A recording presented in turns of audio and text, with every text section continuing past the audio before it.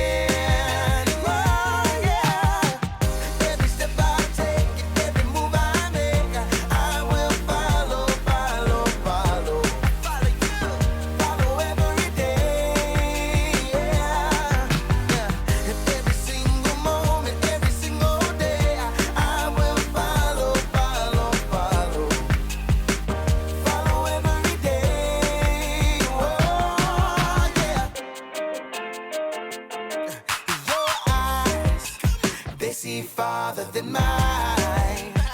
You know it. Your hand is reaching out for my hand. Yeah, you're good. Oh, my Savior, you're good. You're too good. Yeah. So I trust, even when I don't understand. Oh, every step I take, every move I make, I will follow, follow, follow.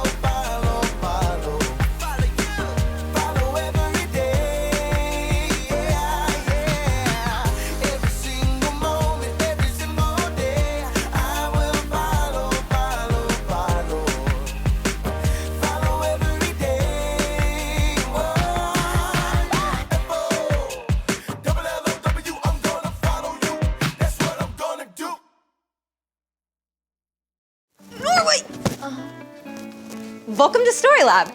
This week, we're talking about faith, while we take a global look at what it means to encourage each other. Skylar! Skylar, have you seen my map?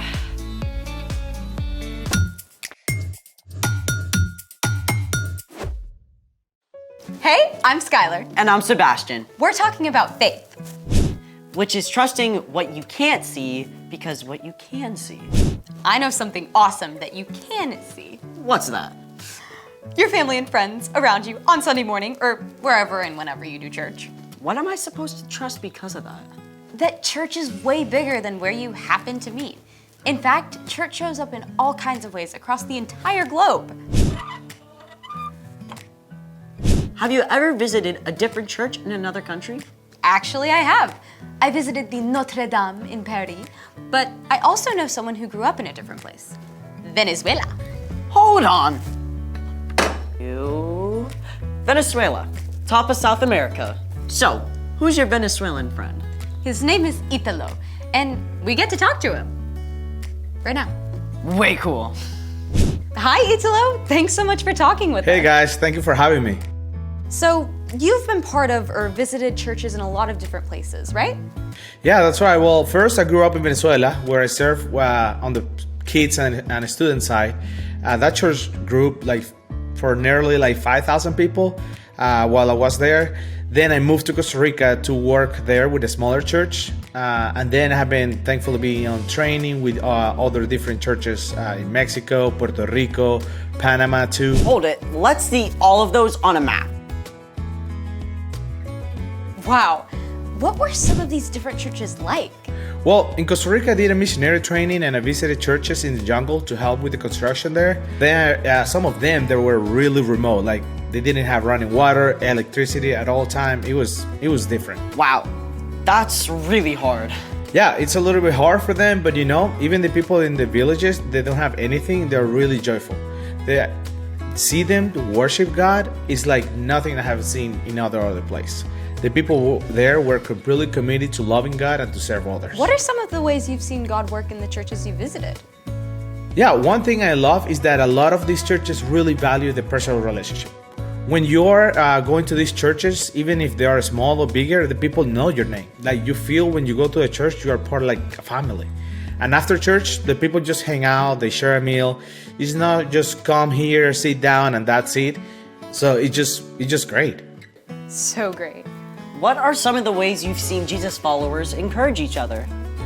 Well, one church I worked with in Puerto Rico was growing super fast, but they didn't have a building. So another church said to them, hey, we're not using our building in the afternoon, so come and just use it for free. Just have your church in our church. That's awesome. Yeah, and in Costa Rica, the church I was working with, they had a partnership with this place called the Hope Center. And they are, because they still are there in a really bad area of the city. And some people of the church were challenging each other to help there. And now they give meals every day for more than 300 kids. And that's a lot. That's for some of those kids, that's the only meal they even have in that entire day. Is there a way you personally experienced encouragement from the church? Yeah, for sure. For example, this one family opened up their home for me to stay with them for almost 5 months. They even gave me a chance, to just come to the United States, stay with them, no charge. They fed me, they gave me a room for myself. They didn't ask for anything. They just want to make me be part of their family. That's so cool. Italo, it has been great talking with you. Thank you so much for your time. No, thank you guys for having me. It was a pleasure. See ya. Bye. I love hearing these stories. It makes me want to travel and see what God's doing all over the world. Speaking of which, it's time for... The story before the story. Today, we're in the book of Hebrews, a letter written to early believers in Jesus. But before Hebrews, way back in the very beginning, out of a deep, deep love, God made an amazing world. But when people turned away from God, the world was broken. God made a plan to draw people back into relationship. So, at the right time, God sent Jesus, God's very own son, to live among us. Jesus gave up his life and was killed. But on the third day, he rose to life. After Jesus returned to heaven, the early church grew quickly. But some believers became confused or distracted and started to forget their faith in Jesus. Which is where our story starts. Take it away. Hey everyone, I'm Erica. Hey, Erica. The book of Hebrews is a letter written to Jewish believers in Jesus, likely by a friend or follower of the Apostle Paul. The writer wants to remind these believers that Jesus is more important than anyone or anything else, ever.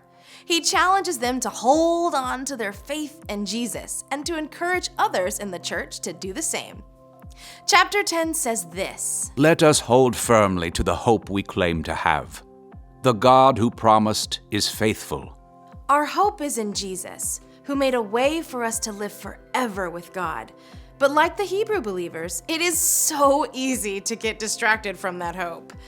We hear constant messages telling us that hope is found in buying more stuff, in doing more activities, in zoning out from our problems. So in the midst of all this, how do we stay focused on our true hope? Hebrews continues.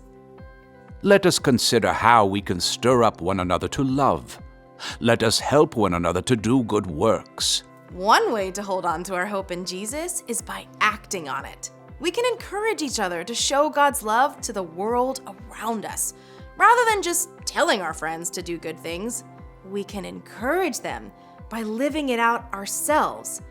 So what do love and good works look like? One way to put love into action is to put others first, whether it's first in line or letting your friend choose the game you play together. Another way to show God's love is by sharing what you have. It could be sharing your lunch, choosing to give away some of your toys, volunteering your time to help someone out. And you can definitely encourage others with your words. Instead of complaining or grumbling, choose to speak words that comfort someone. Remind others that God is always with them and that God gives us the strength to do hard things. Now, let's wrap up our verse from Hebrews. And let us not give up meeting together. Some are in the habit of doing this.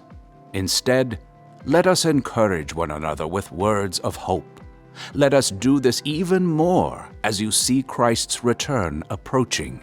Let's be real. Even though texting someone is great, it's just not the same as spending time with them in person. We need each other. One way to meet together is at church. It doesn't matter whether your church meets in a building or a storefront or even outside. It's the people who matter. Maybe it's been a long week and it would be easier to skip church altogether.